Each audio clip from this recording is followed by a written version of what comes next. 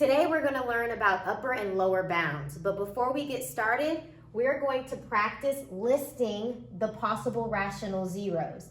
The way you do that, you write out all the factors of 20, and that goes in the numerator.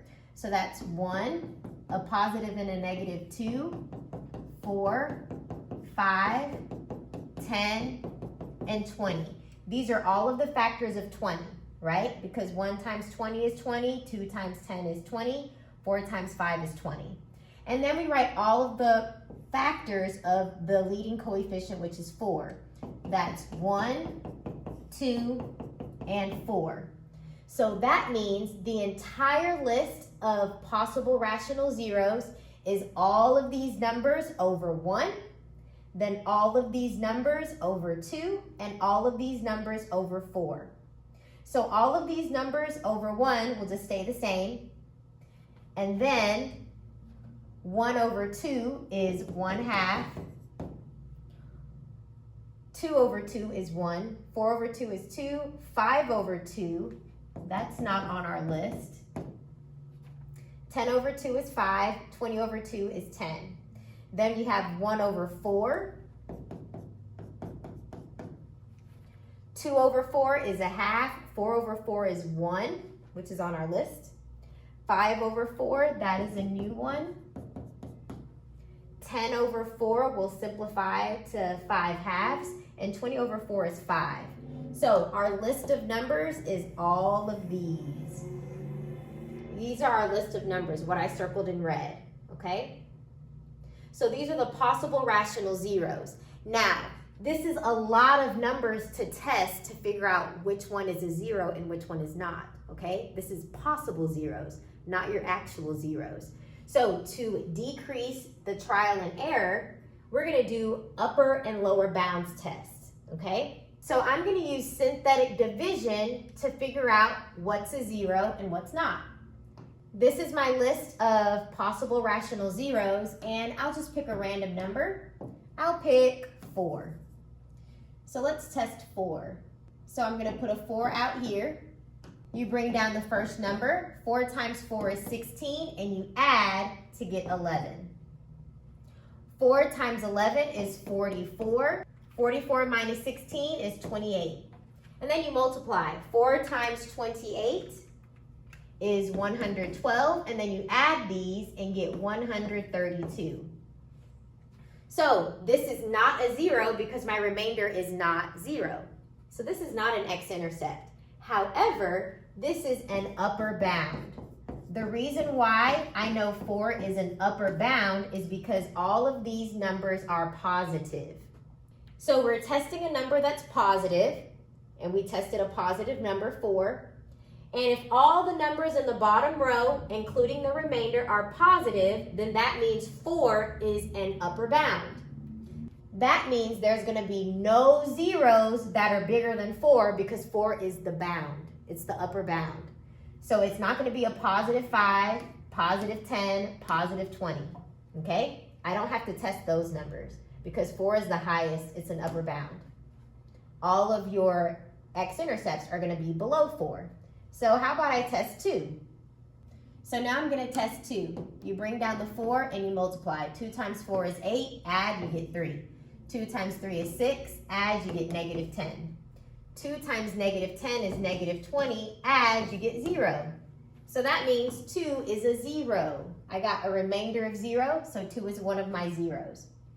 So x is equal to, I know one of my zeros is 2. You made it really easy to factor this.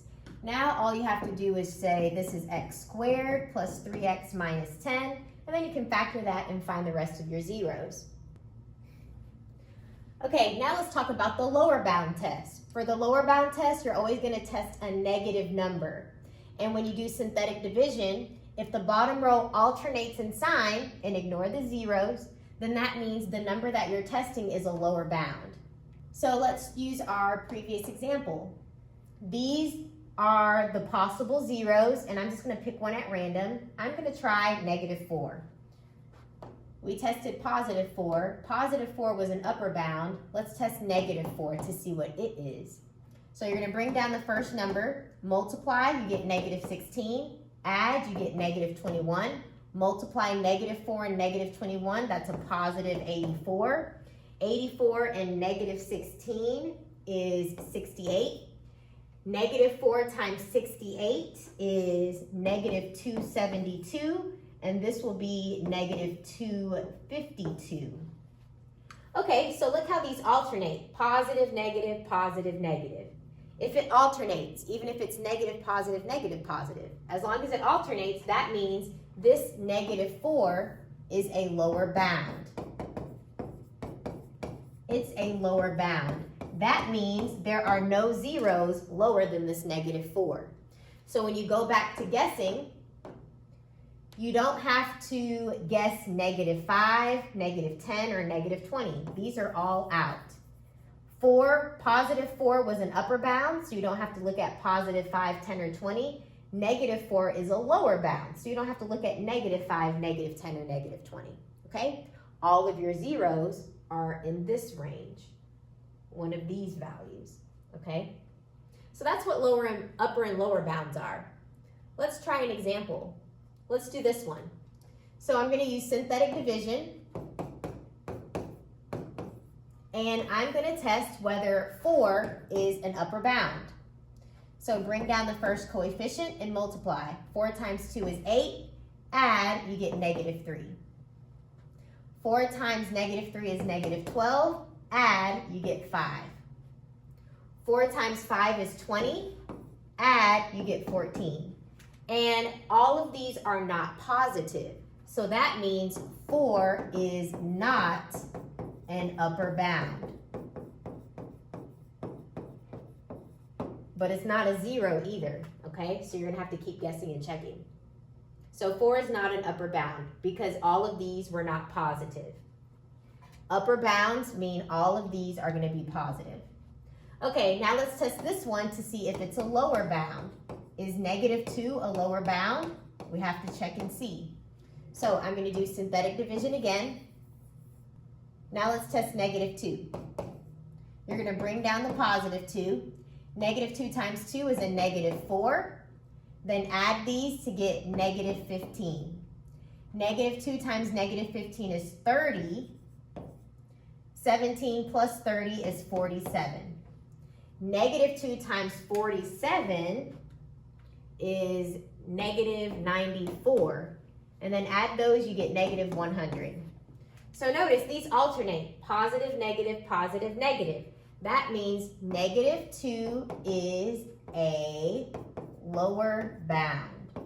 Because they alternate, this is a lower bound. Okay, that's the end of the lesson.